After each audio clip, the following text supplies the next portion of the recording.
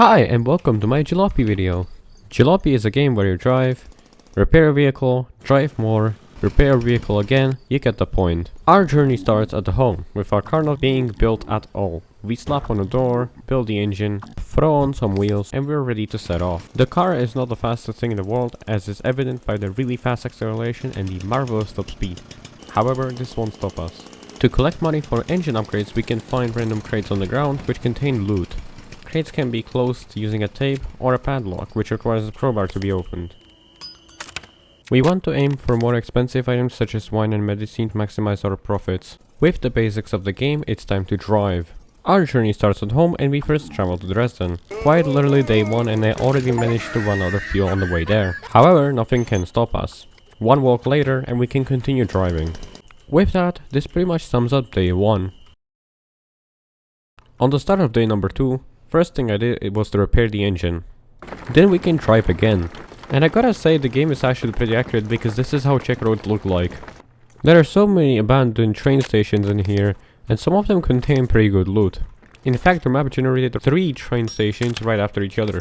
Which only meant when I went to sell that wine, the cashier ran out of cash. Nothing to worry about because I sold the wine on another gas station. This pretty much sums up day 2. Right before I even continued, my tire popped. So I had to replace it. Then the journey continued without any problems.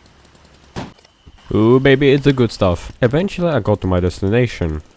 So I fixed up the engine once again, replaced any popped tires, and that's pretty much all for day 3.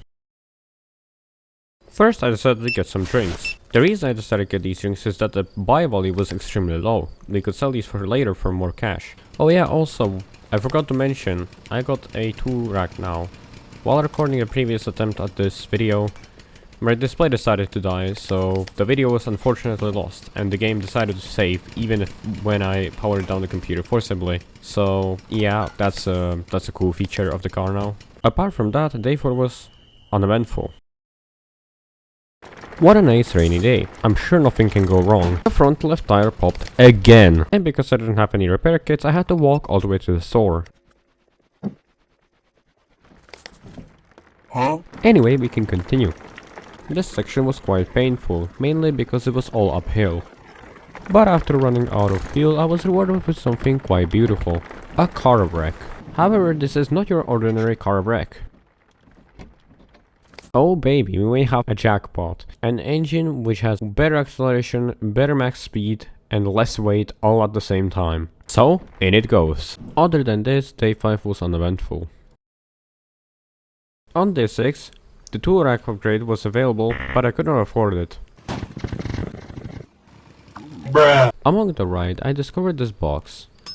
The box was full of medicine, which is actually more expensive than wine. Not only is it more expensive, but you can fit more of it inside of your trunk. Immediately afterwards I got the medicine, I made bank. This shopkeeper was quite rich, so I made a lot of money. Nothing interesting happened on the way, but look at this cool bridge. Anyway, that wraps up day 6. Unfortunately, the game doesn't continue after Turkey, but we can go back. There is still stuff to do, so let's do that. Before I continue my journey, I first got some upgrades for the car. The fuel consumption of this car is pretty absurd, so before I even crossed the bridge, my car was out of fuel. Luckily, I carry a jerry can around, so I was able to refuel pretty quickly. On the next checkpoint, I realized that wine is banned, and I had wine in my trunk, so I had a genius idea. What if I just kinda took the wine out of the trunk and dropped it on the ground? Moment of truth, if this works. Alright, it worked, so I parked in the middle of the closing thingy so that it wouldn't close, and went to get my wine. Smuggling wine success. When in the shop, I decided to get some medicine because it was extremely cheap. The game finally also started throwing boxes around finally, which meant I was able to make money in different ways than just buying and selling stuff. Although most of the loot was garbage. Bruh. But not all hope was lost. Then I found another car wreck. This one didn't contain anything fancy in the engine bay, but I found a full fuel can inside of the trunk. Once again on the next checkpoint I had to go ahead and smuggle This time I have to smuggle coffee beans. This is a crime against programmers. So I used the exact same technique and it worked once again. After running out of money, I realized that medicine has a really high sell value, so I made bank.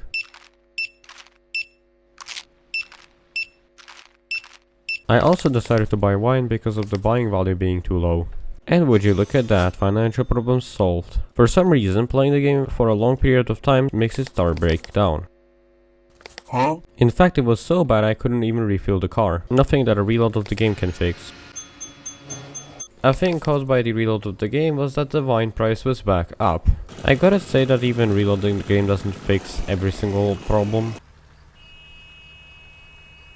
Because of the next checkpoint banning wine, I decided to turn around and sell all the wine inside of the gas station.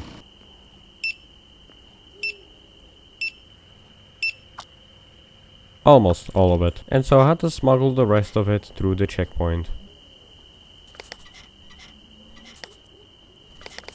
Tool rack level 2 was available for purchase again, but I couldn't afford it again. This is where I discovered one silly thing.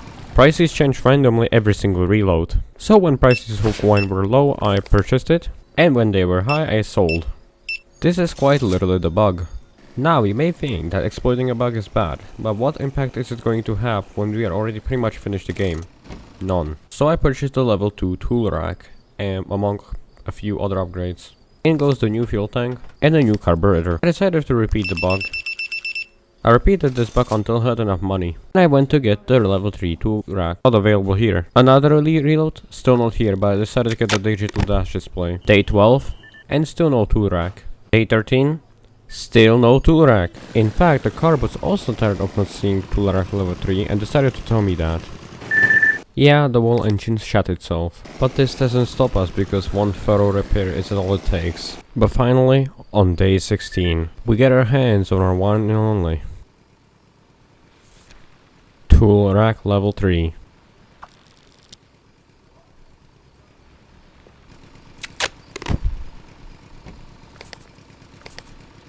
We finally have access to the golden wrench, which allows me to repair all engine parts to full quality. And that wraps up my Jalopy video. I hope you enjoyed this video and see you in another one.